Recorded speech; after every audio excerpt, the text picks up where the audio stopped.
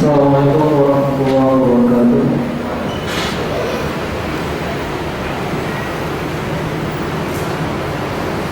Kepada para sekalian, sebelum kajian ini kita mulai, mari kita isi sosok yang lebih utama di depan dari dahulu. Monggo, merapat.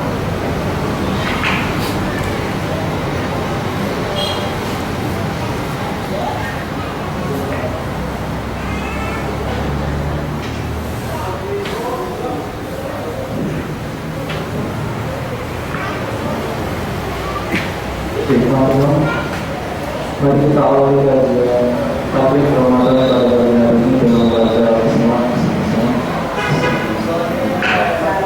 Innalhamdulillah nahmaduhu wa nasta'inuhu wa nastaghfiruh wa na'udzu billahi min shururi anfusina wa min sayyiati a'malina may yahdihillahu fala mudilla lahu wa man yudlil fala hadiya lahu. Asyhadu an la ilaha illallah wa asyhadu anna Muhammadan 'abduhu wa rasuluh. Allahumma shalli ala Muhammad wa ala ali Muhammad. Jemaah sekalian, alhamdulillahirobbilalamin, kita semua bisa berkumpul pada tablik Ramadan yang kedua. Pada tablik Ramadan kedua ini, buku yang juga adalah kisah-kisah pahlawan dari bumi para nabi. Dan beliau sebagai pembicara sama Rawi sedang bersama kita. Apa saja kepada beliau kami persilakan.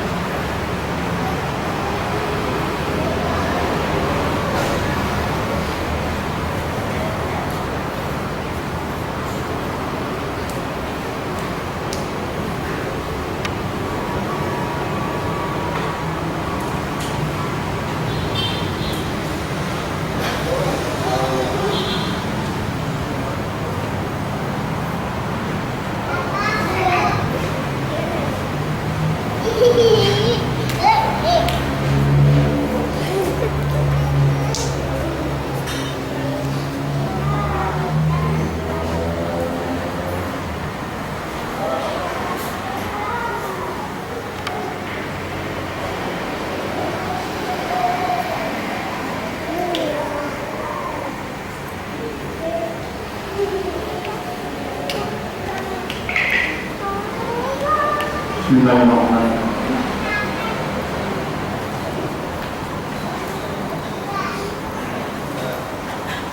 Assalamualaikum warahmatullahi wabarakatuh.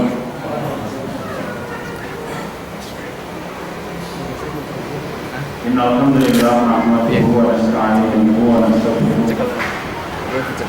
wa na'udzu billahi min shururi anfusina wa min sayyiati a'malina. May yahdihillahu fala mudilla lahu wa may yudlil fala hadiya lahu. Wa asyhadu an la ilaha illallah wahdahu la syarika lahu wa asyhadu anna Muhammadan 'abduhu wa rasuluhu alladzi la nabiyya wa la rasula ba'dahu. Allahumma shalli ala Muhammadin wa ala alihi wa ashabihi wa mawala. Alhamdulillahirabbil alamin. Bapak, ibu-ibu dan rekan-rekan sekalian yang dirahmati Allah, segala puji bagi Allah Subhanahu wa ta'ala yang meringankan hati kita, melapangkan jiwa kita untuk menerima Islam, melaksanakan Islam, dan untuk bersabar di dalam mengikuti apa yang diajarkan oleh ajaran Islam. Hadirin rahimani wa rahimakumullah, alhamdulillah yang kedua kalinya pada kesempatan kali ini kita bisa kembali bertatap muka. Kita bicarakan sebagian dari ilmu Islam yang sederhana yang semoga bisa menambah istiqomah dan semangat kita di dalam berislam. Setelah sebelumnya kita membahas kitab Indahnya Jihad Fisabilillah, kemudian pada pagi hari ini kita akan membicarakan satu tulisan. Tulisan ini memang nanti isinya sebagian besar kisah. Harapannya karena memang kisah itu merupakan cara mengajar yang paling sederhana, yang paling mudah dipahami oleh orang. Maka kalau kita membaca di dalam Al-Quran, kita akan mendapatkan sepertiga dari isi Al-Quran adalah sejarah, kisah. Baik kisah orang-orang yang dimuliakan oleh Allah Subhanahu wa Ta'ala, ataupun kisah orang-orang yang disiksa dan dihinakan oleh Allah Subhanahu wa Ta'ala. Hanya memang kisah yang kita pilih di dalam tulisan ini adalah kisahnya orang-orang soleh, orang-orang yang mempunyai prestasi istimewa insya Allah di hadapan Allah, karena Allah yang lebih tahu. Tetapi dari zahirnya kita akan bisa memahami bahwa orang-orang ini adalah orang-orang istimewa ya. Di dalam buku tentang kisah-kisah para pahlawan di para nabi ini, kita akan membicarakan tentang kisah kepahlawanan yang dimiliki oleh umat Islam di negeri Syam ya. Baik pada zamannya Rasul kita Muhammad SAW, kemudian pada zamannya Khulafaur Rasyidin, kemudian pada masa era pemerintahan kekhilafan Islam setelah itu ya, kemudian pada masa ini, zaman modern ini, di mana Allah Ta'ala hari ini memang menguji kaum muslimin di Indonesia dengan ujian yang sangat berat. Tetapi di waktu yang bersamaan Allah Ta'ala rupanya memberikan kepada mereka banyak sekali karomah. Nah kemudian buku ini salah satunya adalah merangkum karomah yang dimiliki oleh kedua pejuang Islam di negeri Syam hari ini. Hadirin rahimani wa rahimakumullah, berbicara tentang karomah memang ini nanti menjadi bab pertama ya, di dalam kitab ini. Secara garis besar kita akan membicarakan tentang karomah auliya Allah. Al-Imam Abu Ja'far Thahawi rahimahullah bahkan di dalam kitab Aqidah Thahawiyah memberikan satu poin khusus tentang keimanan kepada karomah para wali. Karena kita Ahlussunnah wal Jamaah meyakini orang-orang yang soleh, orang-orang yang istimewa di Allah Subhanahu wa Ta'ala, banyak di antara mereka yang diberikan oleh Allah Ta'ala kemuliaan ya, kemuliaan di dunia ini yang bisa dilihat oleh orang, bisa dirasakan oleh orang itu, meskipun tidak bisa diulang, tidak bisa dipelajari jurusnya ya.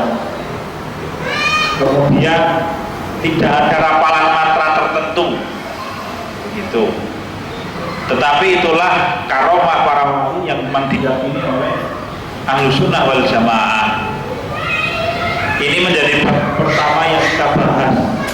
Penting kenapa? Agar kita bersemangat menjaga istiqomah kita, meyakini bahwa orang yang beramal untuk Allah Ta'ala itu pasti diberikan oleh Allah Subhanahu wa Ta'ala pertolongan, sedikit atau banyak, selama orang ini ikhlas, selama orang ini tetap berjalan di atas kebenaran dan istiqomah, tidak putus di dalamnya. Jadi memang karomah yang diberikan oleh Allah Ta'ala banyak. Bahkan para ulama menyampaikan bahwa karomah yang Allah Ta'ala berikan kepada umat Islam di zaman awal-awal kehidupan Nabi, bahwa di awal-awal dakwah Nabi kita Muhammad SAW, dibanding dengan karomah yang dilimpahkan di akhir zaman itu jauh lebih besar dan jauh lebih banyak yang Allah berikan untuk kaum muslimin di akhir zaman. Apa salah satu fungsinya? Salah satu fungsinya adalah untuk menguatkan Di zaman Rasul kita Muhammad SAW, para sahabat langsung bertemu dengan berbagai macam ujian besar yang diberikan oleh Allah kepada Nabi kita Muhammad SAW. Ya, dan itu merupakan satu perkara yang cukup untuk menguatkan jiwa kaum muslimin akan kebenaran Islam. Meskipun waktu itu ajaran Islam adalah ajaran yang sangat terasing. Bayangkan Nabi kita Muhammad SAW itu berdakwah sendirian, Mas. Kalau kita melihat dirinya Nabi Muhammad SAW ketika menerima wahyu, itu tidak akan bisa kita bayangkan hari ini Islam yang beliau bawa dipeluk oleh 1,8 miliar manusia ya, di satu waktu. Di satu waktu ini. Jadi umat Islamnya Nabi kita Muhammad SAW jumlahnya miliaran manusia. Di satu waktu saja sekarang kita duduk ini berkira-kira ada sekitar 1,8 miliar manusia. Itu kalau misalkan kita melihatnya zaman Nabi kita Muhammad SAW menerima wahyu pertama kali, awalnya dia orang bakal percaya. Jadi tidak mungkin itu mustahil. Tetapi Allah membuktikan janjinya bahwa Allah Ta'ala pasti memuliakan agamanya. Maka kemudian logikanya karena jumlah kaum muslim 1,8 miliar, kemuliaan Islam di akhir zaman itu tidak lebih mustahil zamannya Rasul daripada zaman kita ini. Kenapa? Karena jelas personilnya sudah ada lengkap, Mas. Ajarannya sudah ada, umatnya 1,8 miliar, dan itu cukup untuk memuliakan agama Islam. Meskipun demikian, tetaplah Allah Ta'ala kemudian menguatkan keimanan para sahabat itu dengan kemuliaan dan keistimewaan yang dimiliki oleh para sahabat radhiyallahu anhu. Maka kita nanti akan mendapatkan betapa banyak juga di zamannya Rasul kita Muhammad SAW, para sahabat radhiyallahu anhu melihat langsung karomah yang Allah berikan kepada para sahabat. Karomah tidak mesti wujudnya makhluk ya, Mas. Meskipun kalau Anda melihat ada orang makhluk, jangan langsung katakan oh itu musyrik, itu tidak mesti ya, Mas. Imam As-Syafi'i rahimahullah menyampaikan kalau engkau melihat ada seseorang yang bisa berjalan di atas air, maka jangan katakan orang itu pasti ahli sihir, belum tentu. Itu bisa dari karomah ya, Mas. Oke, iso dari karomah. Tetapi sekali lagi kan di awal, karomah itu tidak ada matra tertentu. Kalau aku membaca ayat ini maka aku bisa menembus dinding, tidak ada begitu. Dan karomah itu tidak bisa dipelajari dengan ilmu khusus untuk memunculkan karomah. Nah, kalau pengen nyampe cewek, motor surat Yusuf, pengen itu tidak apa itu jelas bukan karomah, itu sihir, itu istidraj. Ya, orang-orang ahli maksiat saja diberikan oleh Allah kadang-kala kelebihan dunia, namanya istidraj. Rasul kita Muhammad SAW menyampaikan idza ra'aita ahadan atau kama qala a'tallahu minad dunya ma yuhibbu fa'lam annahu istidraj. Kalau untuk melihat ada seseorang yang oleh Allah Subhanahu wa taala diberikan kemuliaan dari sisi dunia, ya, karena perbuatan dosa yang dia kerjakan, maka ketahuilah itu istidraj. Kadang-kala kita menemukan Allah wahai maksiat itu istidraj. Kadang-kala pula Allah nanti kebalikannya memberikan kemuliaan dan karomah kepada orang demi apa? Kekayaan yang luar biasa. Contohnya Abdurrahman bin Auf radhiyallahu anhu.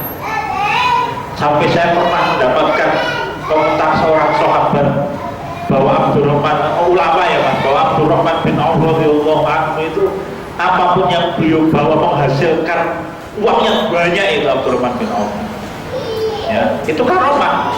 Jadi, diberikan oleh Allah Ta'ala kepada orang soleh. Ahli maksiat saja diberikan oleh Allah keistimewaan di dunia karena kemaksiatannya, dan itu sebagai cara Allah untuk mengistidraj seseorang. Istidraj dilulu, Mas. Nah, kemudian orang-orang soleh jauh lebih berat untuk mendapatkan kemuliaan dunia. Ya, qul man harrama zinatallahi allati akhraja li'ibadihi wat thayyibati minar rizqi qul huwa lil ladzina amanu fil fil hayat dunya khalisatan yaumil qiyamah. Kalau orang bertanya siapa yang berani mengharamkan perhiasan dunia yang Allah keluarkan untuk hambanya, ketahuilah perhiasan dunia itu orang-orang yang beriman di dalam kehidupan dunia ini. Jadi orang yang beriman jauh lebih berhak untuk mendapatkan kemuliaan dunia daripada orang-orang ahli maksiat. Kita nanti akan menemukan misalkan karomahnya para sahabat ketika perang Uhud. Jadi ada di antara mereka yang ketika tubuhnya tersikap, kemudian di kepala mereka ada kain sutra yang menutupi rambutnya misalkan. Nanti ada dalam peristiwa perang Bani Ronsi, kalau misalkan ada sahabat yang Allah melindungi jenazahnya ya dengan cara agar tidak dipotong-potong oleh orang-orang musyrik, maka kemudian tubuhnya dikelilingi oleh tawon yang sangat banyak, sehingga tidak ada yang berani mendekat. Ya, setelah ditunggu kemudian jasad itu hilang, pergi di bawah angin dan diselamatkan oleh Allah Subhanahu wa taala. Misalkan ya, atau karomah-karomah yang dibeli oleh para sahabat, misalkan di dalam perang Khaibar, Ali bin Abi Thalib radhiyallahu anhu bisa memegang pintu gerbang benteng di Khaibar itu, Mas, ditetel oleh beliau, kemudian dipakai untuk tameng menggunakan tangan kiri. Ya, jadi pintu gerbang benteng yang besar itu ditetel, kemudian dipakai untuk tameng menggunakan tangan kiri. Begitu peperangan usai, maka kemudian pintu itu dilemparkan oleh Ali bin Abi Thalib radhiyallahu anhu. Itu diangkat orang kuat, Mas. Itu karomah itu. Meskipun juga memang Ali bin Abi Thalib orangnya kuat dan gagah perkasa. Ya. Atau misalnya kekuatannya Umar bin Khattab radhiyallahu anhu, yang mana Umar bin Khattab itu bisa mengendarai kuda yang dipacu dengan kecepatan penuh. Jadi kuda itu, Mas, dicabut bapak gitu. Kemudian Umar bin Khattab berdiri di pinggir jalan gitu, maka belum bisa naik kuda itu. Ketika kuda itu pas di kecepatan penuhnya ini, langsung melompat di atas kuda itu. Berapa? Kira-kira ya mungkin 70 km per jam lah kecepatan kuda itu. Jadi yang jenengan ngomong numpak motornya di standar kini pinggir jalan, Mas. Jadi orang cakil bulanan ditarik gas dong, itu motornya melayu kecepatannya 70 km per jam. Maka kalau Umar bin Khattab langsung bisa naik ke atas, wah, langsung maju. Itu Umar bin Khattab radhiyallahu anhu. Bahkan sebagian ulama menyampaikan kekuatan badannya Umar bin Khattab itu di hari-hari biasa itu setara dengan 20 orang. Jadi Umar sisi nek engkol 20 kalah 20 gitu. Nek 11 mesti kalah, nek 20 mungkin imbang itu. Podo-podo lempe-lempe ngeleh kabeh. Tetapi kalau hanya orang 15 kalah itu engkol roll gitu, kira-kira begitu. Ya, dalam tulisan saya pernah mendapatkan bahwa Umar bin Khattab kira-kira kekuatannya 70 orang, 20 orang lelaki biasa. Ini karomah hadirin sekalian rahimani wa rahimakumullah. Atau ada seorang sahabiah yang hijrah dari Mekah menuju Madinah. Beliau sendirian, saya pernah mendapatkan katanya ini Mu'aiman radhiyallahu anhu. Jadi ketika beliau hijrah sendirian karena orang tidak punya, di tengah jalan beliau kehausan, ya, bekal habis, menyelamatkan nyawa dan agamanya di tengah jalan, tiba-tiba beliau sudah hampir mati kehausan. Tiba-tiba di tengah suasana begitu, maka kemudian sahabiah ini mendengar suara timba di atas kepalanya. Begitu dia melihat timba itu, dia melihat timba yang tali kainnya itu naik ke langit, menembus langit. Kemudian diambillah timba itu dan diminumlah air yang ada dalam timba itu. Dan sejak saat itu beliau tidak pernah lagi merasakan haus. Sampai dalam kitab saya sampaikan, beliau sahabiah ini bahkan di usia tuanya sekalipun, di panas yang terik, beliau berpuasa. Kenapa? Karena orang sejak meminum air itu beliau tidak lagi merasakan haus. Saklawase urip. Nah, itu karomah itu. Dan Ahlus Sunnah wal Jamaah meyakini tentang karomah yang dimiliki oleh para wali ini. Untuk apa? Untuk menyemangati orang-orang yang hidup setelahnya, bahwa mereka betul-betul di atas kebenaran. Kita ini berjalan di atas kebenaran, ujiannya berat.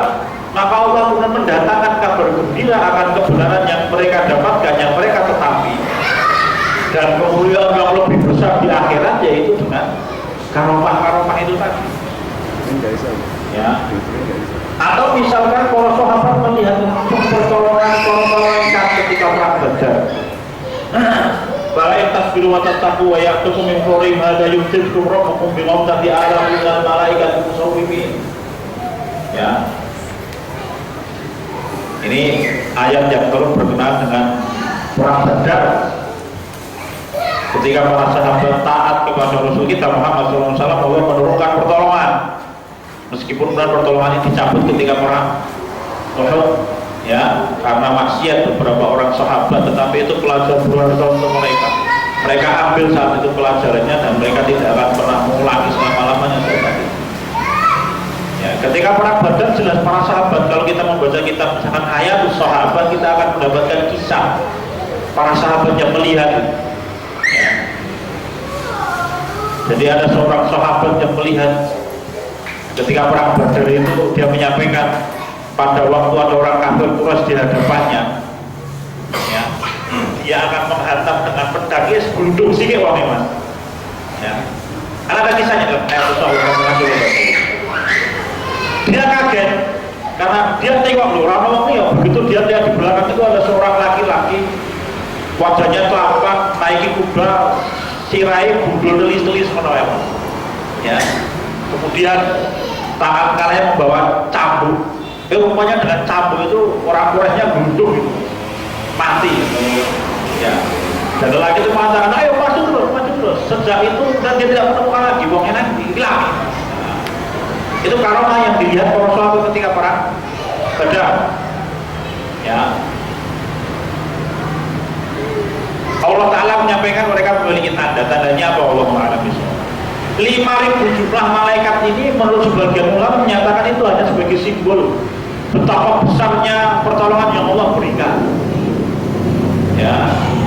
Kenapa begitu? Karena malaikat satu aja cukup ya mas.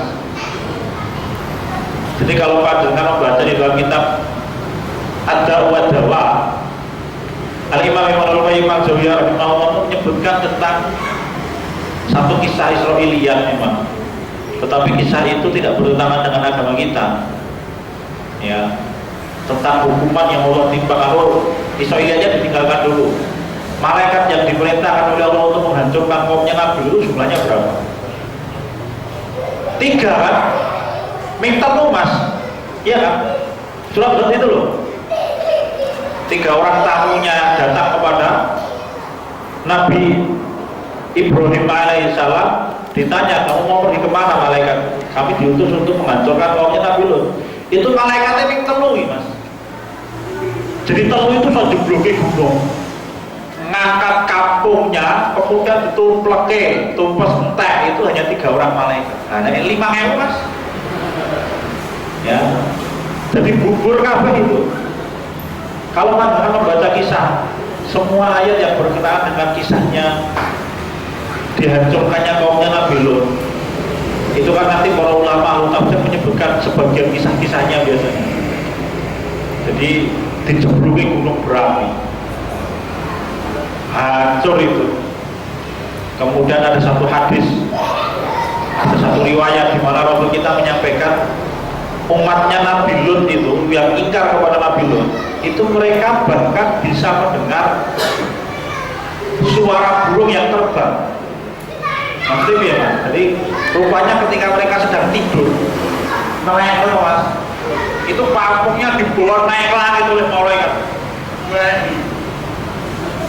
Sampai ketika kawanan burung terbang itu mereka bisa mendengar. Mungkin ya pas lagi melek terus buka di luar makbul. Berarti terus komplokin. Wah gitu.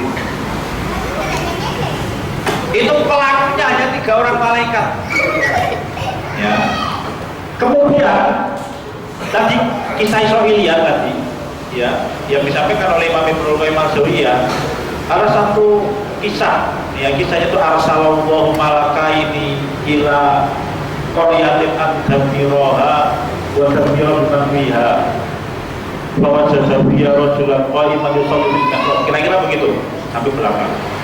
Allah itu mengutus 2 orang malaikat untuk menghancurkan suatu negeri karena perbuatan dosa yang dia kerjakan. Ming 2 ini mas. Ya, bagaimana dengan kemudian malaikat yang jumlahnya 5.000?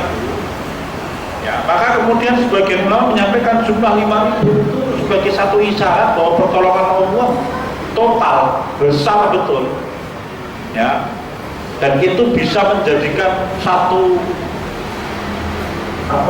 peralihan sejarah yang luar biasa mas. Koyok ini kisahnya Fir'aun. Fir'aun itu tumpes bersama dengan 700 di dalam satu tulisan ulama ahli tafsir 750.000 pasukannya. Di dalam tulisan ulama yang lain sekitar 1 sampai 1,5 juta personil. Itu diberbagi kuat gue mas tanpa sisa ini. Kan sesaat saja itu kira-kira tidak butuh waktu setengah jam. Mau geblek-geblek setengah jam kok nanti ya. Ya udah jangan nyel tikusnya loh kan. Paling 5 menit rampung itu urusannya. Ya. Jadi Allah Ta'ala menurunkan pertolongan kepada umat Islam totalitas, bisa bahkan peristiwa yang begitu cepat merubah sejarah.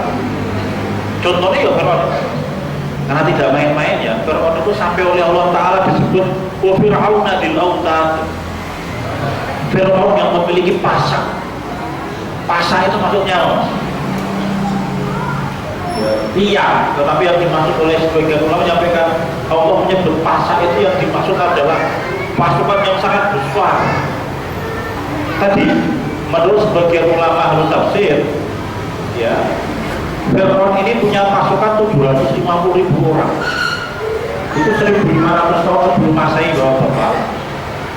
Coba bayangkan kalau misalkan kita membandingkan ketika Sultan Agung Hanyokrokusumo menyerbu Belanda tahun 1628 dan 1629 itu mengumpulkan lelaki-lelaki sak Jawa Timur, Jawa Tengah ya, sebagian Jawa Barat itu terkumpul 30.000 orang.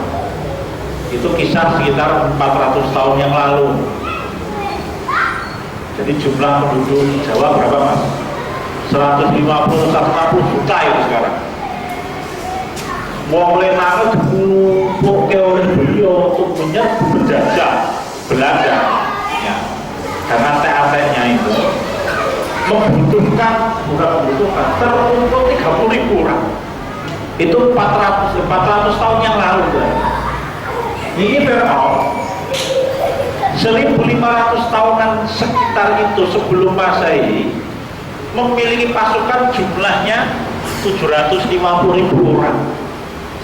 Di dalam catatan sebagian ahli tafsir yang lain ada sekitar 1 sampai 1,5 juta orang. Itu bisa dibayangkan ya. Betapa dahsyat kekuatannya Fir'aun. Karena di dalam hadis sahih saja, di dalam hadis sahih Nabi kita Muhammad SAW menyebutkan bahwa jumlah Bani Israel yang beriman kepada Nabi Musa alaihissalam itu sekitar 600.000 orang. Jadi memang Bani Israel itu bangsa yang besar pada waktu itu. Ya. Pengaruh kekuatannya bisa mempengaruhi dunia waktu itu mungkin Bani Israel itu. Meskipun karena maksiat dia kepada Allah, akhirnya mereka diperbudak oleh Fir'aun. Ya. Dan diuji oleh Allah, kemudian diselamatkan oleh Allah melalui tangannya Nabi Musa alaihissalam dan Nabi Harun alaihissalam. Fir'aun yang buahnya kekuatan itu habis sesaat saja dengan menggunakan pukulan tongkat gitu mas. Itu mukjizat itu mas, mukjizat yang luar biasa. Bayangkan dikeprok aku tongkat roll begitu, kemudian laut kembali seperti sedia kala. Tapi kencer mas, tanpa siswa, tidak hanya kencer, tanpa siswa itu. Inilah karomah yang diyakini oleh kaum muslimin. Kaum muslimin meyakini bahwa Allah Ta'ala memberikan pertolongan kepada orang-orang yang beriman. Al-Imam Ibnu Taimiyah rahimahullah menyampaikan termasuk dari keyakinan Ahlussunnah wal Jamaah, mereka meyakini karomah para wali. Itu keyakinan Ahlus Sunnah wal Jamaah.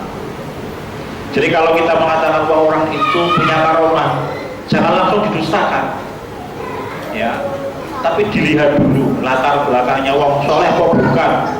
Kalau dia orang soleh, doanya mustajab, itu karomah, betul tidak? Iya mas. Oke, saya tahu itu mas. Ada seorang bapak yang doanya mustajab, saya ngerti. Datang dari keluarga yang sederhana sekali. Oke, saya kenalin. Saya juga kenal seorang teman saya yang sudah lama tidak ketemu. Itu kalau ada peristiwa besar yang mau menimpa beliau, mimpi beliau mas. Dan mimpinya kelakon. Tajam betul mimpinya orang ini mas. Ya, itu karomah mungkin untuk dia. Tetapi tidak bisa tadi loh mas, tidak bisa dipelajari, tidak bisa diulang, tidak bisa dikeluarkan mantra tertentu. Oke, mantra aji, kemudian agar nanti malam saya kepengen mimpi apalah gitu. Tidak bisa begitu. Ini karomah. Yang membedakan antara karomah dengan istidraj adalah ketakwaan. Kalau Anda ketemu dengan Pak Kiai, wong soleh, gaweane poso jauh. Setiap orang yang datang ke rumahnya minta tolong didumake kok oleh lorong mari, dan Anda tahu orang itu tidak pernah menyekutukan Allah, maka sangat mungkin itu adalah karomah. Apalagi dia tidak pernah minta uang, tetapi kalau dia diberi dia terima, dan dia tidak pernah menentukan uang, dia tidak pernah minta uang, ya sangat mungkin itu karomah. Menek dengan ketemu ya wong sing ngakune Pak Kiai duwe mantra mas. Contoh ini ada loh, dulu sekitar tahun 90 mungkin 90 lah mas, 80 90-an itu ada di daerah Yogyakarta inilah, itu terkenal seorang, nah aku ya dukun, wong nyebutnya Kiai mas. Itu yang kalau ada orang sakit apa saja datang ke rumahnya itu pasti sehat dong. Biasanya datang ke sana itu orang aneh-aneh, mengkon moco dungo, moco surat atas. Sama ingat apa sekarang? Bacaannya ya sama. Bismillahirrahmanirrahim. Qul a'udzu birabbin nas, malikin nas, ilahin nas, min syarril waswasil khannas, alladzi yuwaswisu fi sudurin nas, minal jinnati wan nas. Min diganti minal jinnati waras.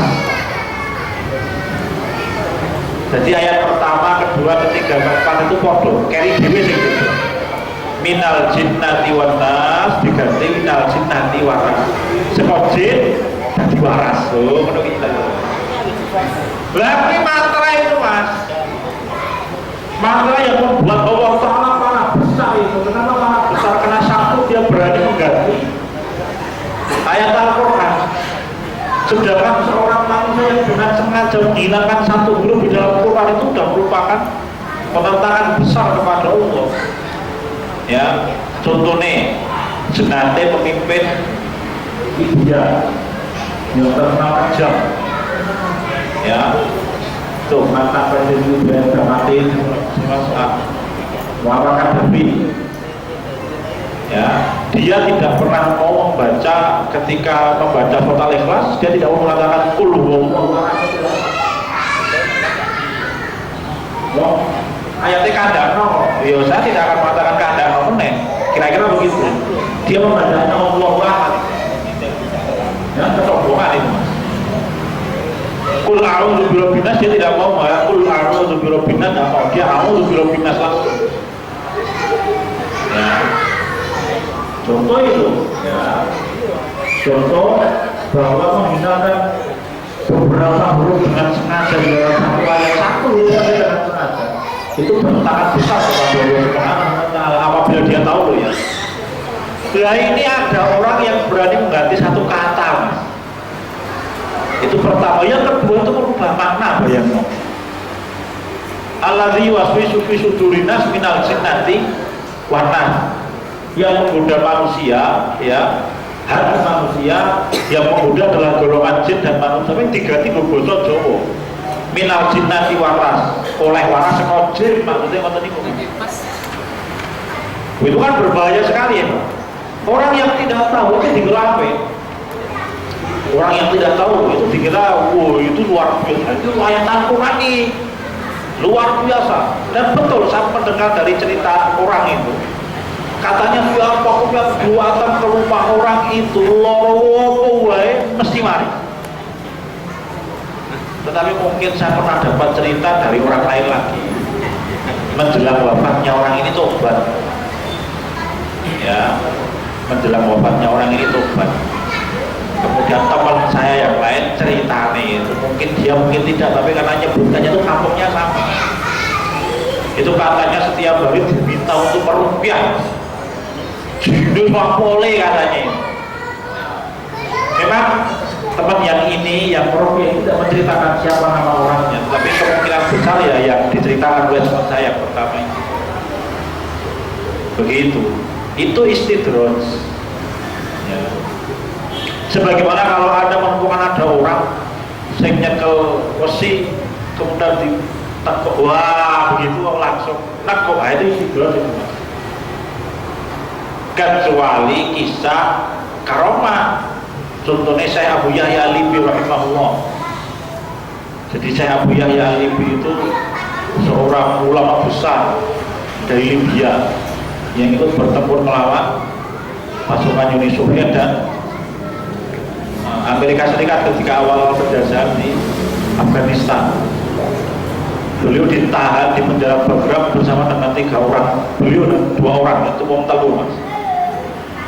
Tahun 2000 berapa ya, 12 mungkin beliau bisa lolos, mungkin bisa kembali membaca sejarah beliau. Penjara Bagram itu di dalam penjara saja itu ada 2 atau 3 lapis ya. Gerbangnya itu sampai dikisahkan itu gerbang yang menutup penjara Bagram itu ditabrak pakai tank orang ubah. Jadi tank yang besi semuanya itu dipaku dengan kecepatan penuh menabrak gerbang itu, krol itu gerbang itu tidak terbuka.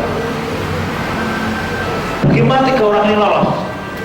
Ketika mereka bisa selamat dari sel-sel di dalam Bagram itu yang terkenal dengan kerjasamanya tentara Amerika itu, mereka sembunyi di gorong-gorong selama 2 hari, dicari orang ketemu-temu mas.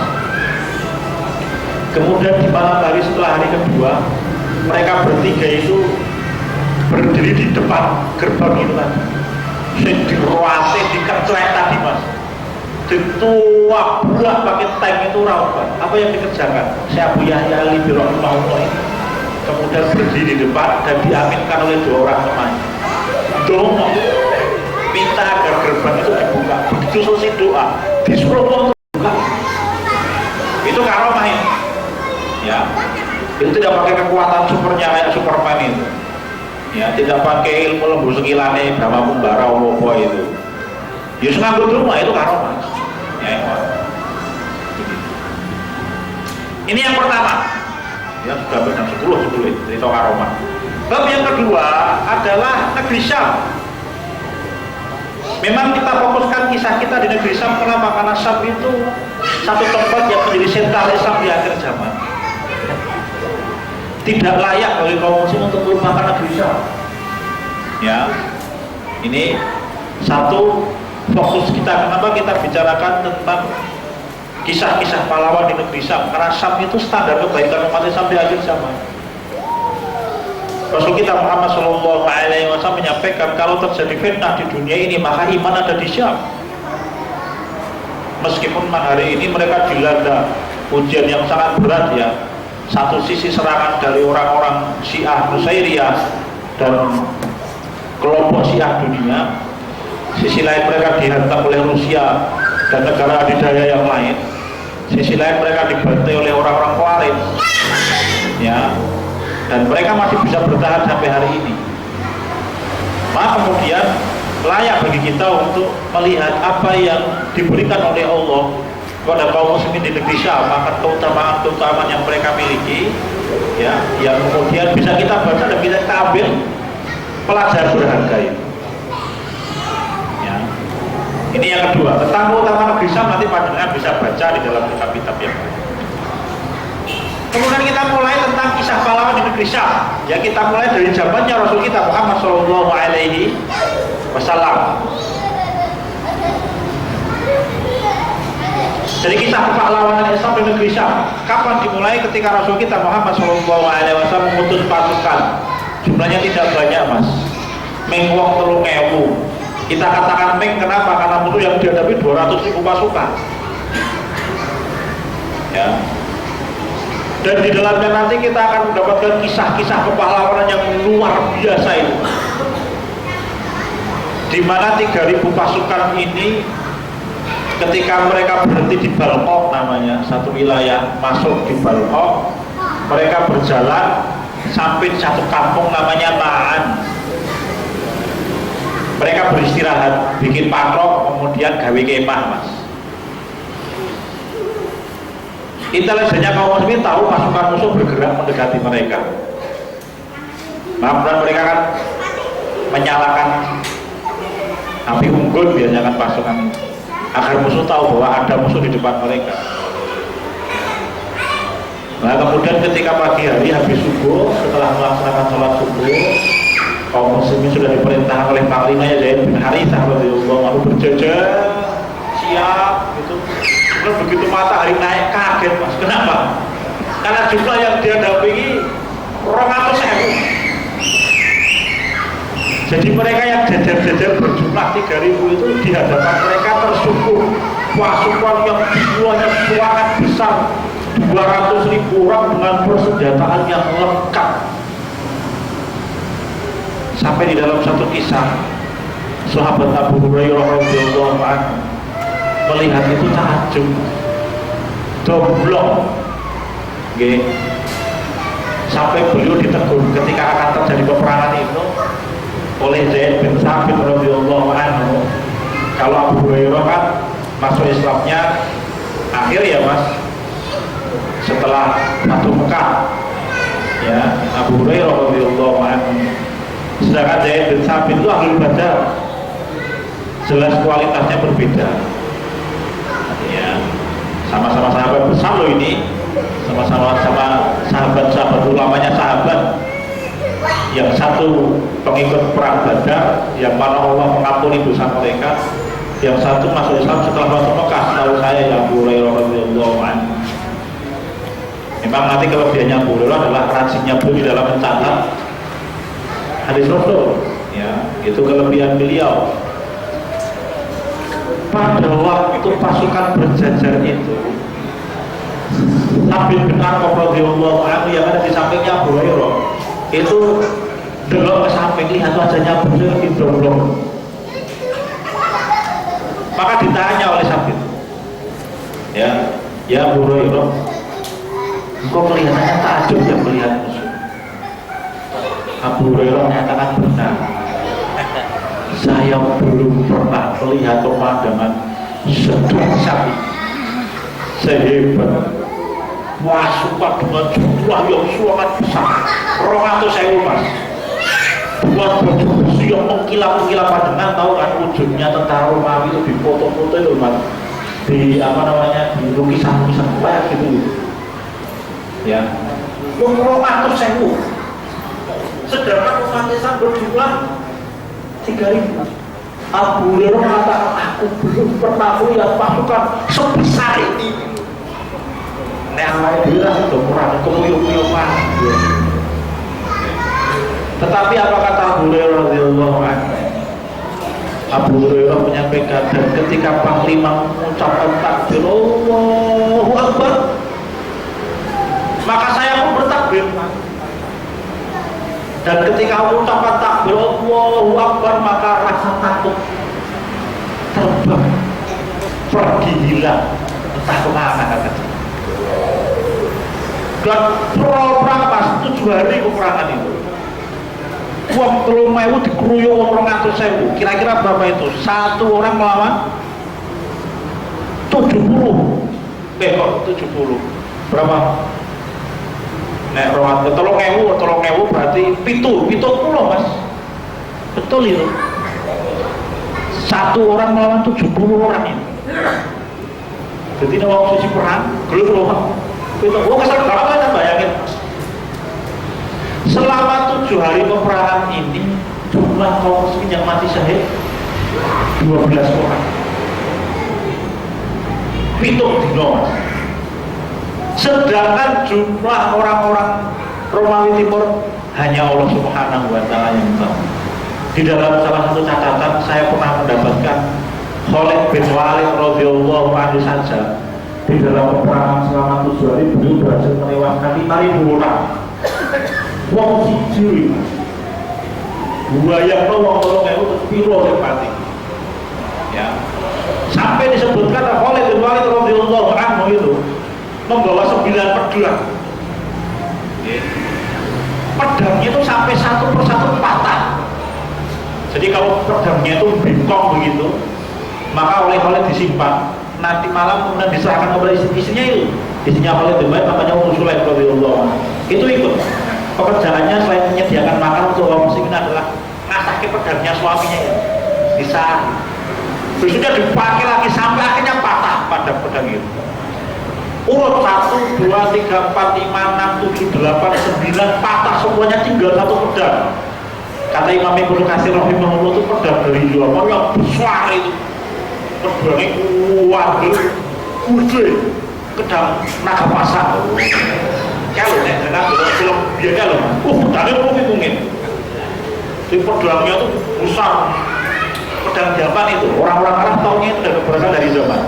Kalau pedang-pedang sebut berasal dari Yaman, itu bikinannya orang-orang Yaman itu. Tinggal itu yang tersisa. Jadi, nek wong 5.000 berarti sedino piro Mas? 980 sedipate. Ya. Ini kekuatannya Khalid bin Walid. Itu belum dengan panglima yang lain. Di dalam satu catatan disebutkan bahwa Zaid bin Haritsah radhiyallahu anhu sebelum beliau mati syahid, namun panglimanya kan yang membawa benderanya beliau. Itu disebutkan kalau belum menggerakkan tangan sekali perol itu ada musuh yang tumbang. Ya. Jadi selama perang itu, nek tangannya ubah, benar-benar juga loh, mulai juga loh. Mulu ke mana? Boleh ukur apa? Itu mungkin. Pokoknya sekali menggerakkan perol itu juga loh. Mesti ada. Itu belum pasukan-pasukan Islam yang lain yang ada di wilayah umum. Ya, ini perang Mu'tah yang kemudian oleh Allah Ta'ala dimuliakan Khalid bin Walid sampai dijuluki oleh Rasul kita Muhammad SAW dengan pedang Allah. Karena Khalid meyakini bahwa sehebat apapun sepak terjangnya kaum muslim orang tolongnya itu ya mungkin salah orang 100.000. Persediaan logistik menipis, yang terluka semakin banyak, pasukan tidak lagi sehat, ya, karena sudah bertempur selama 7 hari ramadhan, tidak ada jedanya. Saya ngasih Mas, ayo pijitan-pijitan yang paling malam hari itu. Maka kemudian Khalid bin Walid membuat strategi agar bisa menyelamatkan pasukan itu. Maka kemudian diaturlah strategi agar pasukan musuh mengira bahwa bala bantuan kaum muslimin datang. Jadi di pagi hari Khalid bin Walid membagi pasukan dari 2 kelompok pasukan. Yang sebelah kanan ditaruh di kiri ditaruh di kanan sehingga musuh tidak mengenal musuhnya. Ya, kemudian kelompok yang satu lagi diletakkan berjauhan. Nah, ketika peperangan akan terjadi, tembang suara hidup itu dari kejauhan. Datanglah, nah dikira pasukan bantuan itu. Begitu melihat pasukan yang kedua muncul itu langsung pasukan Romawi narik diri semuanya. Kenapa? Karena wong 3.000 itu wis babak gas wong Romawi. Wong nenek batang pasukan bantuan, misalkan jumlahnya 10.000 wis bubar mau pasukan Romawi. Ya. Ini perang Mu'tah. Setelah itu perang Tabuk, di mana Rasul kita Muhammad SAW datang langsung memimpin pasukan berjumlah 30.000 orang. Wah, itu rasid perang itu badan Mas. Kenapa? Karena orang-orang Quraisy tahu dulu yang datang ke negeri mereka itu orang 3.000. Mungkin suara tenanan Mas, waktu hijau. Okay. Waktu itu superpower dunia Kenal kita Superman-nya itu mas. Itu di Sulawesi tahun itu betul-betul terang mas. Ini yang buatan 10 kali lipat. Maka karena waktu itu di dalam kitab Al-Bidayah wa Nihayah, Imam Ibnu Katsir rahimahullah menyebutkan pasukan Romawi yang akan bergerak menyerbu Jazirah Arab itu jumlahnya 70.000 mas. Saya katakan ming kenapa? Karena ini jelas berbeda dengan jumlah pasukan Romawi yang berhadapan dengan para sahabat ketika perang Mu'tah yang jumlahnya 200.000 orang. Jadi 70.000 orang itu bergerak mendekati Jazirah Arab. Maka Rasul kita Muhammad SAW kemudian memerintahkan untuk mobilisasi umum. Terkumpullah 30.000 orang sahabat. Ada yang menyebutkan 45.000 dengan senjata seadanya, ya, dengan peralatan seadanya. 30.000 orang ini sampai 40.000 orang bergerak menuju perbatasan Jazirah Arab dengan negeri Syam. Dan begitu mendengar peristiwa itu bahwa pasukan Arab dipimpin oleh Nabi langsung wong 30.000 itu takut dikomando langsung wong 30.000 mundur lagi mas, balik lagi, sehingga perang Tabuk itu secara garis besar memang tidak ada peperangan.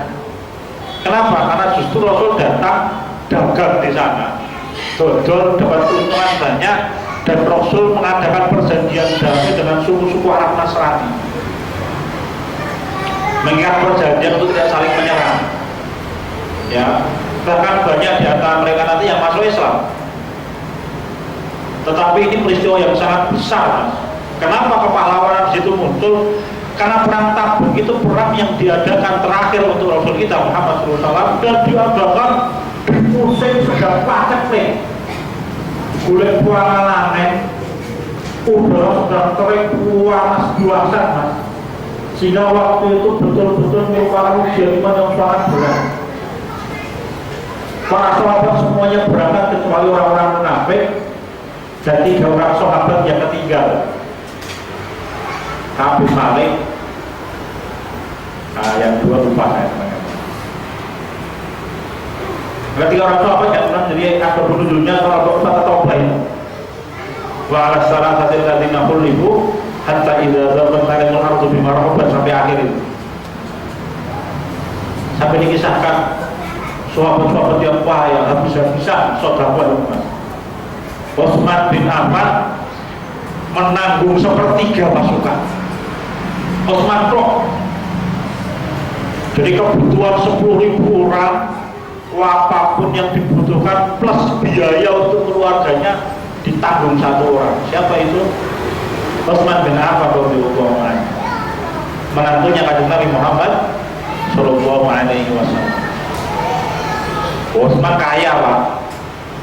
Utsman bin Affan radhiyallahu anhu itu seorang lelaki yang terkenal dengan ketampanan wajahnya dan kelemah lembutan jiwanya serta kekayaannya. Wonge soleh sisan, suwabar, maka tidak heran kalau Nabi kita Muhammad SAW sampai menikahkan 2 orang putrinya untuk beliau itu. Kenapa? Memang itu modelnya beliau, orangnya tampan, wah ingin wajah, orangnya lemah lembut, penyabar betul Utsman bin Affan itu. Dan kaya pak, disebutkan bahwa Utsman bin Affan itu pasti menyimpan uang di dalam rumahnya. Ini bukan dihitung modal bergeraknya loh ya, dan bukan dihitung kekayaan seperti kebun. Ini hanya uang dinar yang belum simpan di dalam rumah. Itu pasti belum menyimpan uang sebanyak 150.000 dirham. Dinar berapa itu? Kalau 1 dinar 2 juta berarti berapa itu? 300 miliar. Jadi beliau itu uang sakunya celengan yang ngomong 300 miliar.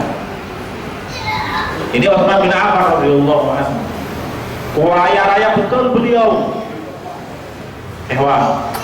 Utsman bin Affan itu punya kebun kurma saja itu dari Al-Arish. Al-Arish itu kota kecil sebelum orang masuk ke Gaza. Jadi kalau bantuan kemanusiaan datang ke Gaza kan melalui Mesir. itu nanti melewati kota kecil namanya Laris. Itu ditarik ke arah selatan menuju ke tengah sampai di wilayah Daumatul Jandal. Ya, Daumatul Jandal itu perbatasan antara Jazirah Arab dengan tanah Syam. Itu dulu sepanjang jalannya ada kebun kurma, ini milik satu orang, Utsman bin Affan radhiyallahu anhu. Kemudian tidak kalah yang lain, sahabat Abu Bakar As-Siddiq radhiyallahu anhu menyerahkan semua harta yang beliau miliki. Berol, wah, gue orang sing disisake. Sampai Rasul kita Muhammad Shallallahu Alaihi Wasallam bertanya kepada Abu Bakar As-Siddiq radhiyallahu anhu, "Wahai Abu Bakar, apa yang aku sisakan untuk keluargamu?" Abu Bakar menjawab, "Yang aku sisakan Allah dan Rasulnya Allah." Gede-gede lu nyawain dulu. Ya, luar biasa ini.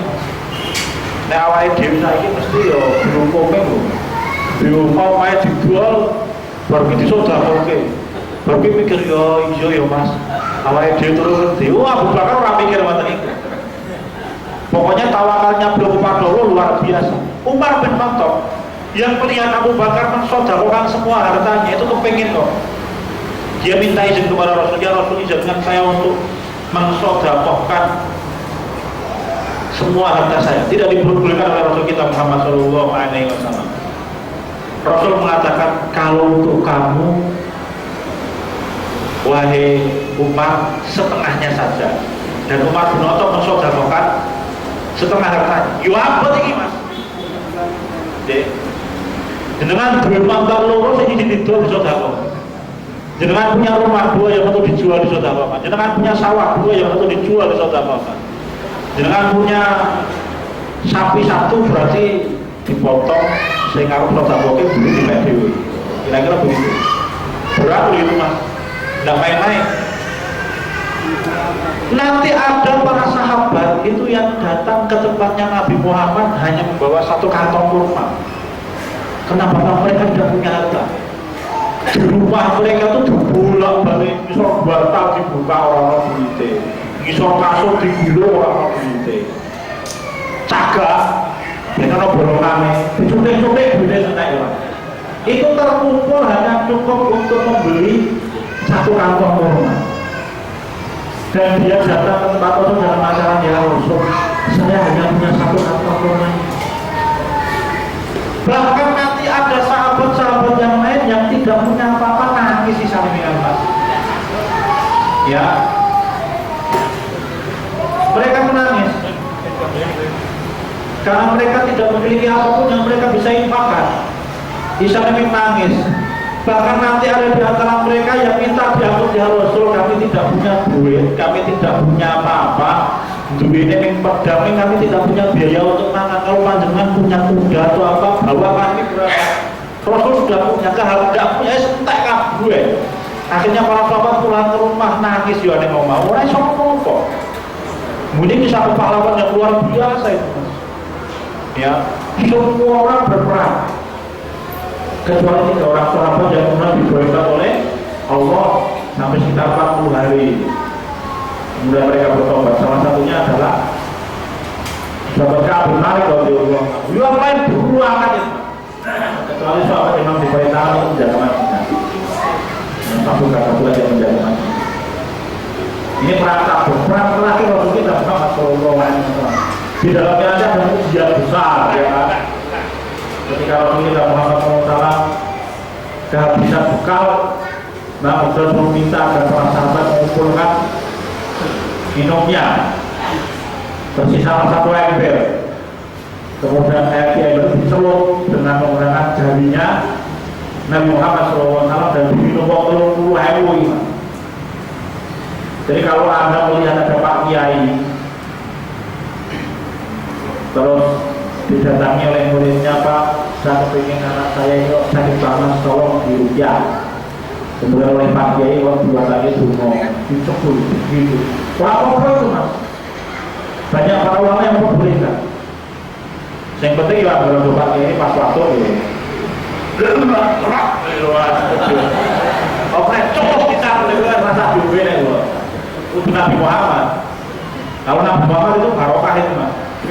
Iya kan, ludahnya Nabi Muhammad SAW itu mukjizat, iya enggak mas? Tolak bin Ubaidillah radhiyallahu anhu ketika perang Uhud. Tolak itu kan satu-satunya sahabat yang membentengi Nabi Muhammad dengan tubuhnya Nabi Muhammad. Sahabat yang lain di depannya itu sibuk tawur mas. Tolak bin Ubaidillah sendirian. Maka kalau ada anak panah itu ditameni pakai tubuhnya. Karena udah ada malah tamu. Nah, suatu saat ada kapalah yang nancep di matanya tuh, cerep gitu, sampai biji matanya itu keluar.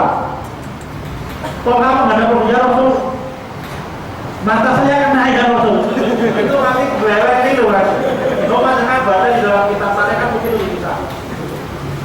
Kemudian oleh Rasul kita Muhammad SAW dicabut anak panahnya itu. Kemudian tas apa namanya?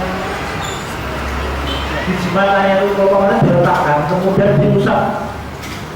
Ya kan, kalau tidak salah Rasul sudah kemudian naik usap puasa ya. Ini loh Nabi Muhammad ya. Diusap itu kemudian sembuh. Bahkan kalau Nabi Muhammad mengatakan bahkan mata saya yang baru ada kena panah itu jauh lebih jernih daripada mata yang tidak kena panah.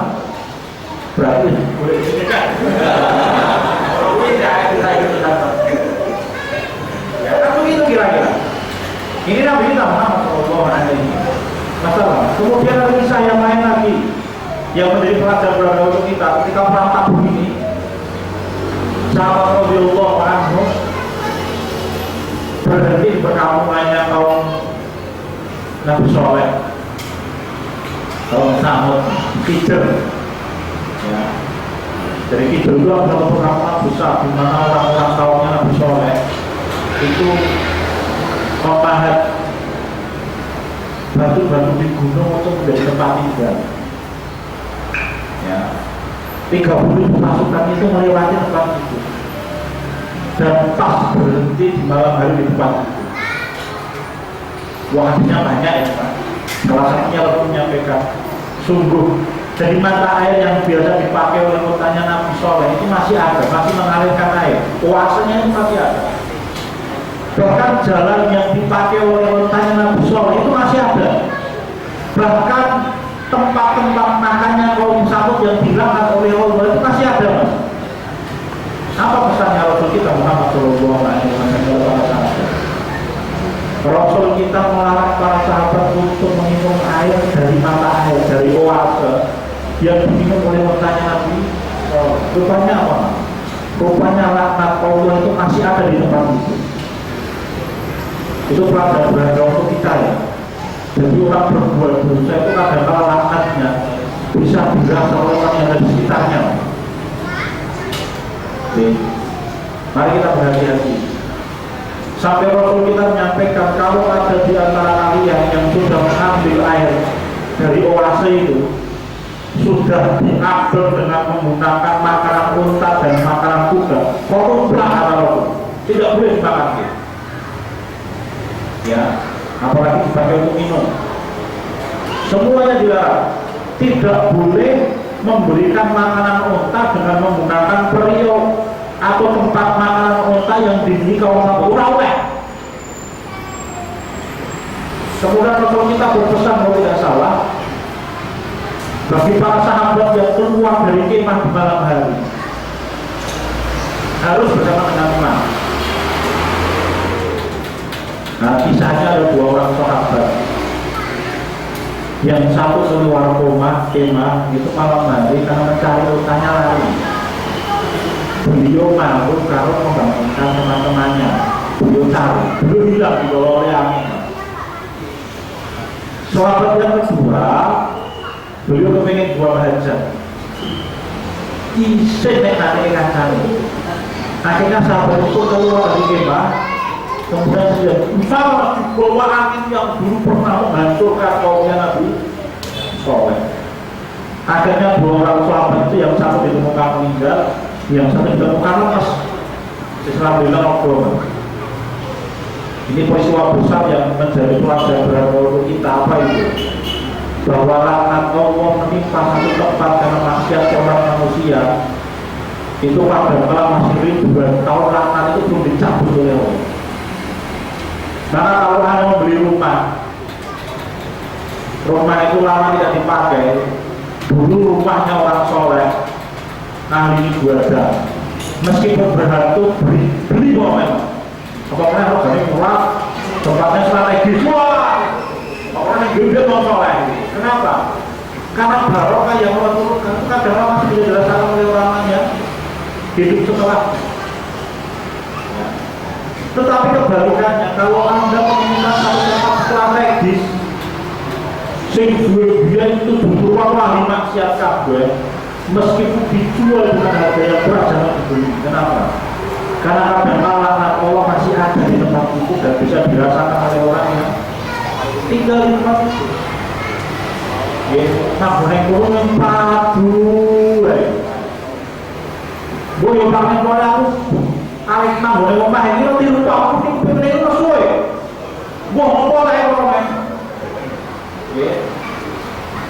Kalau ngerti kue ngerti kerampok motor elektrik dan bolong kan? Misalkan, ya, nah itu kemungkinan besar bisa jadi karena laknat yang belum dicabut oleh Allah Subhanahu. Meskipun nanti di dalam zaman ada sulung ya mas. Ini mohon maaf saya bicaranya agak melompat. Ada hadis sahih. Rasul kita Muhammad Sallallahu Alaihi Wasallam bersabda, as-sulumu bitalata fil markabi wal baiti wal nisa, kata Rasul kita Muhammad. Sama kama qala as-sulumu. Sulumu ki apa ya? Nasib buruk. Itu ada pada 3 perkara kata Rasul kita. Hadis sahih. Kalau tidak salah hadis Bukhari itu mas sahih Bukhari kalau salah. Siapa hadis sahih? Ya, saya ingat hadis sahih. Rasul kita menyampaikan nasib buruk itu ada pada 3 tempat. Kadang kala al-markabun, kendaraan. Yang kedua al-bait, rumah. Yang ketiga nisa, istri. Jadi kadang kala ada orang tuku motor ini apa mas? Nek numpak motor ini wes kecepatan 2 km per jam. Saking hati-hatinya nganti orang belum nempak aspal, nenggal terus, saking hati-hatinya. Mereka kecelakaan terus, boleh tiba, mas boleh piye kok, itu bisa jadi masuk kata Rasul tadi itu. Ini mohon maaf, ini agak budaya, tidak apa-apa. Suruh itu masih buruk. Kalau saya Abdullah bin Bas rahimahullah menyampaikan hikmahnya apa? Agar motor itu dijual, dia beli motor yang lain. Hikmahnya begitu kata beliau. Demikian pula rumah. Ya. Jadi kadang-kadang ada orang begitu beli rumah itu, kalau istrinya loro, urut suaminya yang sakit, mari itu istrinya yang sakit, mari mulanana yang sakit. Di rupiah yo rakudal, kalau tidak ada jinnya, apalagi ditambah dengan menggunakan obat-obatan modern ya tidak ada berpengaruh. Dilihat rumahnya hubungannya bagus, sehat, jelas, keluarga apa, sangat mungkin masuk. Hikmahnya apa? Hikmahnya ada agar rumah itu dijual, orang beli rumahnya naik lagi kata beliau. Atau yang ketiga adalah istri, kira nanti tanya kali ini. Jangan bener ya bu, ini tenangan nih mas, aku anak musik. Hikmahnya apa? Harus agar orang kamu tidak hati dengan saya. Mohon maaf ibu, aku ya ceritanya ngeri pada diri.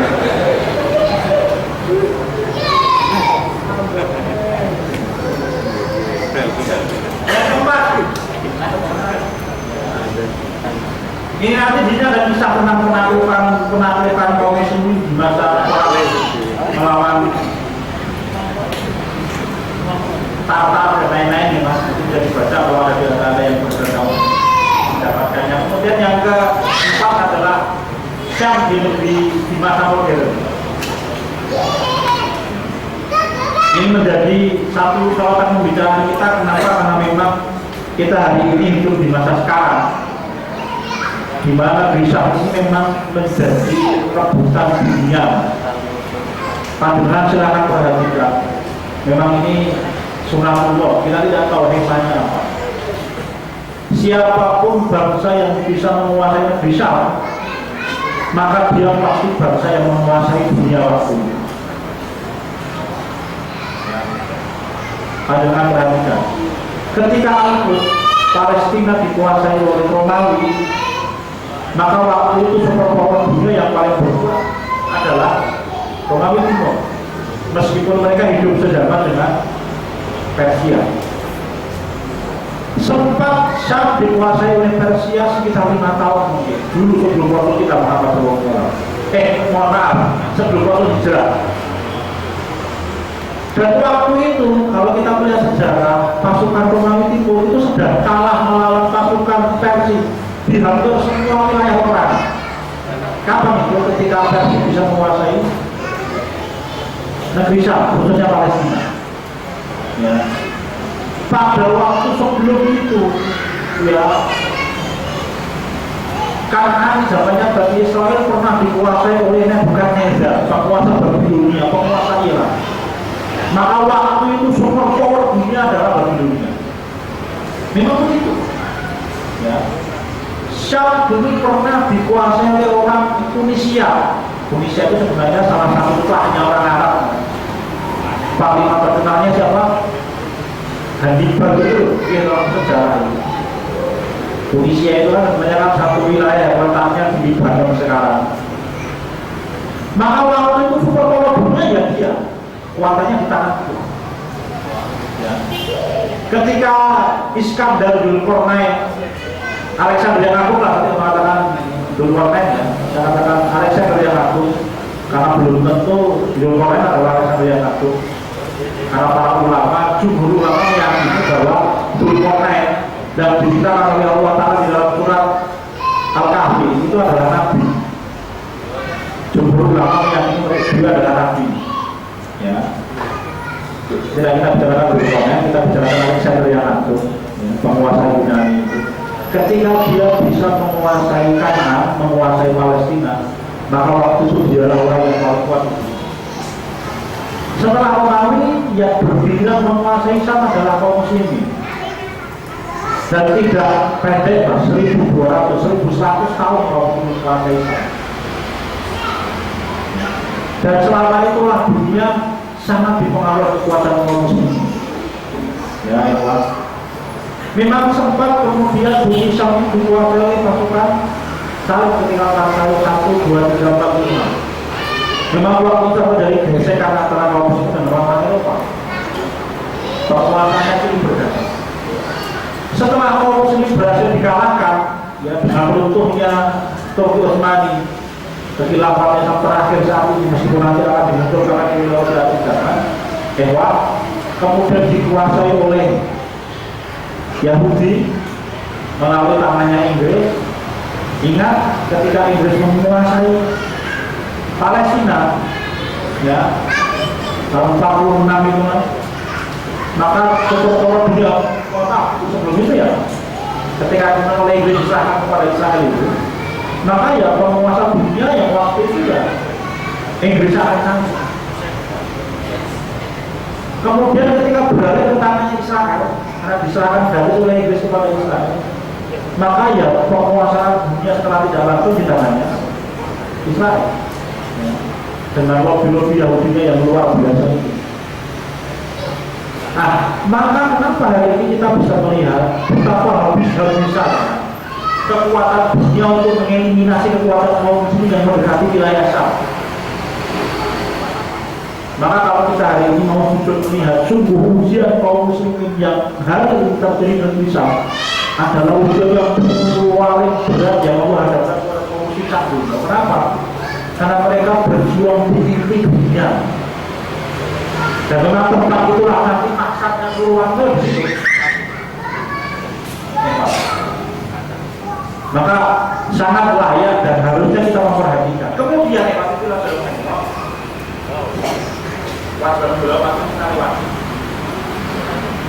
kita bicarakan di sini tentang karomah yang Allah berikan kepada kaum muslimin di bumi Syam. Ya. Yang ini mungkin pandangan ada sebagian besarnya yang tidak menemukan di buku-buku yang pernah ditulis mas.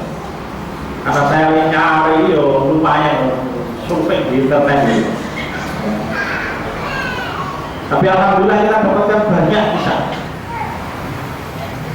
Misalkan ini aku bilang.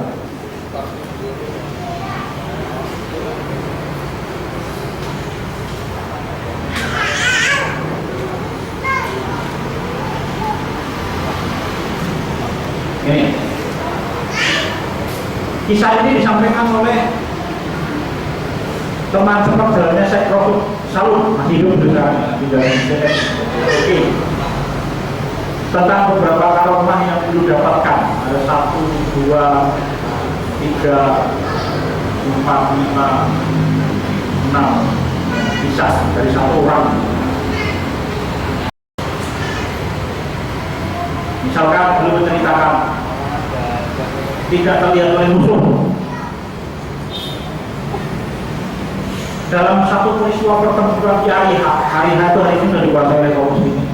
Letaknya di Idlib hari H. Jadi Mujahidin bertempur sampai habis amunisinya.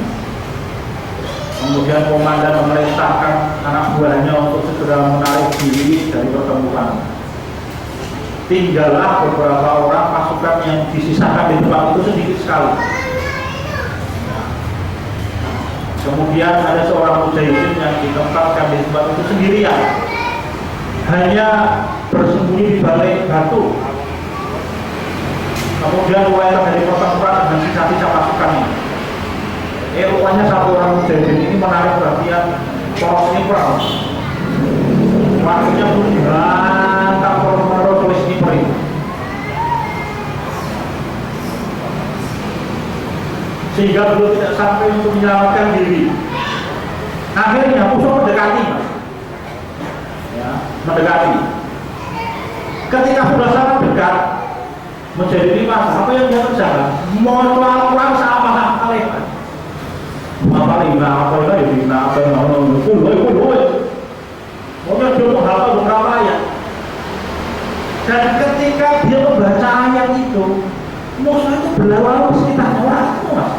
Tidak melihat dia yang sedang berbaring di tempat itu. Ya, musuh itu mencari kesalahan orang. Tadi kan belum bersembunyi di tempat itu melawan sendirian, ditembaki oleh musuh. Akhirnya musuh mengetuk dan musuh itu mencari orang keluar.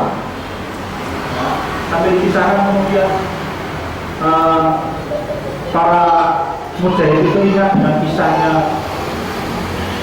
Rasul kita Muhammad SAW ketika dicari-cari oleh Abu Lahab dan istrinya setelah turun surat Allah yang tabat tiada bila dua tahun itu kan istrinya Allah marah itu kan, karena ada ayat yang turun khusus untuk membuka celahnya Abu Lahab. Mau membuat jualan itu mulai kan Nabi Muhammad SAW putar-putar di kota Mekah.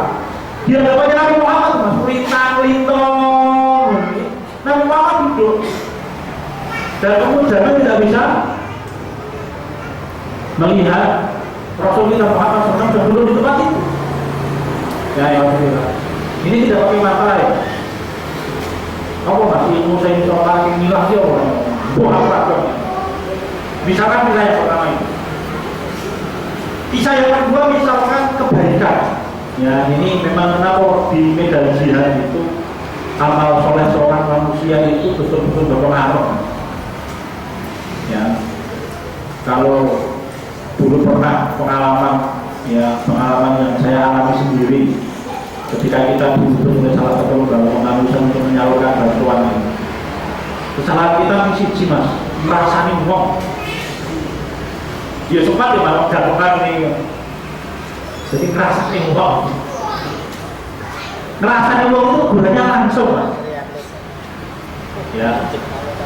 Jadi perjalanan kita tertunda. Kenapa kayak saya? Ngerasani wong. Setelah itu istighfar itu. Muncul ya. Jadi ngerasani wong. Jadi ketika kita mau butuh lama sekali tidak datang-datang. Makanya kan mobilnya kalau kamu jalan genting itu.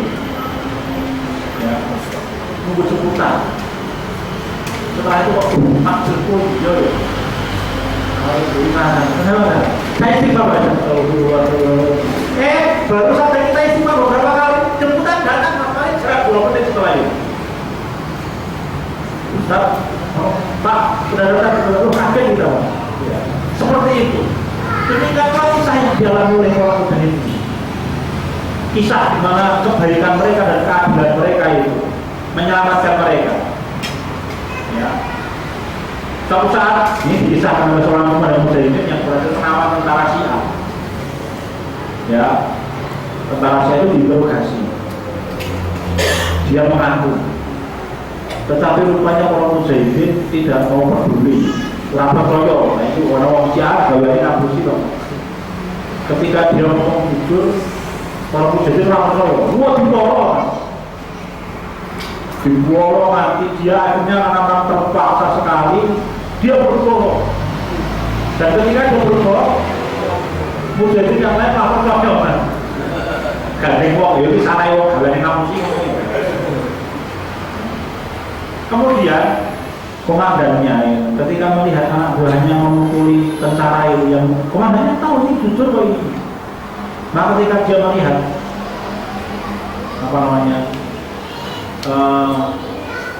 tentaranya menggunakan air dipukuli, dia perintahkan semua pasukan yang memukuli tadi dibawa ke mahkamah syariah. Sedangkan waktu itu akan terjadi operasi militer besar itu, semua sudah disiapkan. Ya, dikisahkan di sana. Oleh mujahidin, oleh komandannya, operasi militer kita tunda. Kita selesaikan dulu kezaliman yang dilakukan oleh beberapa orang mujahidin bertawanan orang ini luar biasa. Ya, jadi kalau dikatakan kalau di Syria itu mereka begitu jauh bilang mujahidinnya ya, saya tidak membicarakan kelompok yang punya laki. Dan kita bicarakan mujahidinnya, bukan mengkafirkan orang yang tidak mau mereka bukan. Mujahidinnya kita tidak akan berangkat sampai kezaliman yang ditimpakan kepada musuh itu diselesaikan di mana. Betul, akhirnya tidak jadi. Semua persiapan yang mustahil swasta sudah mulai kumpul, dana besar loh. Itu digagalkan karena ada kezaliman yang dikerjakan beberapa ribu pasukan. Itu kehati-hatian mereka, memang. Dan itu hanya bisa dipahami orang di wilayah seperti ini. Tapi bilang semua. Rupanya, hikmahnya apa mas? Begitu operasi militer itu ditunda, kenapa? Karena muda itu kepengen menyelesaikan kezaliman tak dipahami. Itu rupanya doheng mau yang sangat besar. Rupanya jalan yang mau dipakai oleh mujahidin itu berjalan itu sudah dikepung oleh musuh. Kalau musuh sudah menyiapkan helikopter segala menghancurkan kaum ini. Dan Allah Ta'ala menyelamatkan itu dengan apa? Dengan kehendaknya komandan untuk menunda semua operasi kita, karena ada beberapa orang personil mujahidin yang berbuat boleh kepada musuhnya. Ya. Jadi rupanya keadilan yang ditetapkan oleh komandannya itu yang menyelamatkan nasib pasukannya. Kalau misalnya waktu itu kalau korban sangat mungkin banyak sekali korban di pihaknya. Ini misalnya kita. Kemudian kita yang kedua misalnya, ya, kita yang selanjutnya misalnya, peringatan keras misalnya. Jadi waktu Rasulullah di wilayahnya Muhammad itu ada seorang bapak yang sangat mendukung Syiah. Anaknya mendukung Syiah. Bahkan dituliskan di sini anaknya adalah tentaranya. Tetapi bapak itu tinggal di wilayah kaum muslimin. Sudah diingatkan berkali-kali oleh kaum muslimin, ya, agar dia bertobat, menghentikan hukumannya kepada tentara Syiah Nusairiyah. Nanti berapa persen jumlahnya? Tetapi apa ini ngeyel? Maka tiba-tiba begitu selesai diingatkan, itu buat takut jual, nyasar rumahnya langsung kok. Peringatan keras dari Allah Ta'ala itu.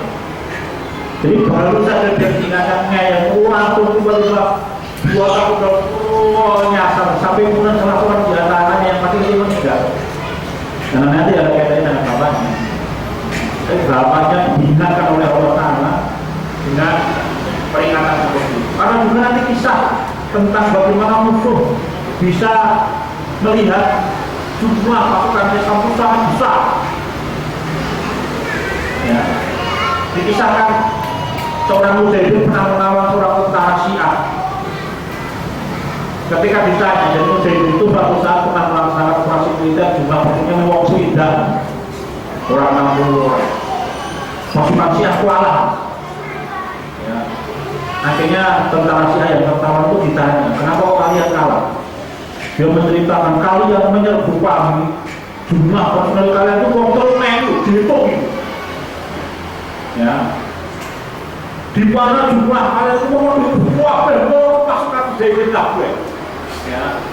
Sehingga semua ada peperangan itu mereka digerakkan dari semua sisi mengenal kita. Aku Zaidin mengatakan sungguh yang menyerang hanya 60 orang. Ya.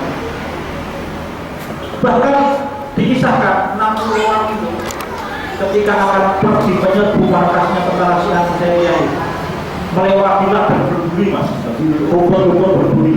Pandangan ketika membayangkan itu kalau pandangan tinggal di pinggiran pantai Parangtritis, hasilnya banyaknya tumbuhan rumput berduri mana di wilayah tertentu. Ya, di mana para mujahidin itu bahkan ada di antara mereka yang berjalan kaki itu terasa nyaman sekali kata mereka. Ketika operasi betul-betul Allah Ta'ala menurunkan ketentraman di dalam hati mereka. Meskipun kondisi alamnya semangat tidak ramah dengan mereka, tetapi mereka merasakan itu sebagai satu kenikmatan yang luar biasa. Berlain-lain. Allah Ta'ala. Sekian dan demikian apa yang bisa kita bicarakan pada kesempatan kali ini dan sebelah kurang sedikit. Semoga Allah Subhanahu wa Ta'ala memberikan kita tambah semangat ya, karena kisah itu merupakan satu pelajaran untuk kita. Paling gampang mengambil pelajaran adalah dengan cara kisah ya. Dan semoga ini memberikan kita satu gambaran bahwa di dunia ini tetap masih ada manusia-manusia terbaik yang diberikan oleh Allah Ta'ala pertolongan kepada mereka kesusahan. Allah Ta'ala bisa Bapak Ibu-Ibu Bunilai angka kedua orang kesempatan kali ini jadi juga Allah Ta'ala memberikan kepada kita kebaikan dunia dan akhirat dan melalui maaf kita sebenarnya. Sekian untuk kalau ada pertanyaan dari materi kita kasih waktu modal 11 menit untuk 11 kalau ada pertanyaan dari apa yang kita bicarakan monggo kalau ada.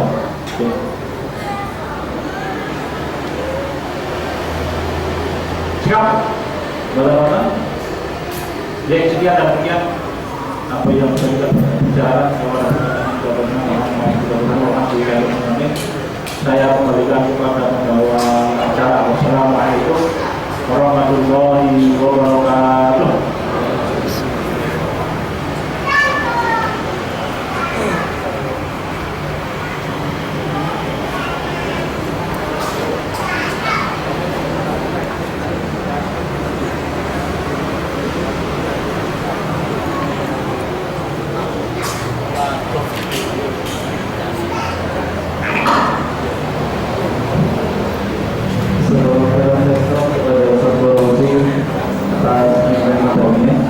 Dan seperti janji kami di pertemuan sebelumnya, di depan sudah disediakan buku yang telah dibedah dan juga yang hari ini dibedah. Bagi jemaah yang mungkin berkenan bisa mendatangi petugas yang di depan.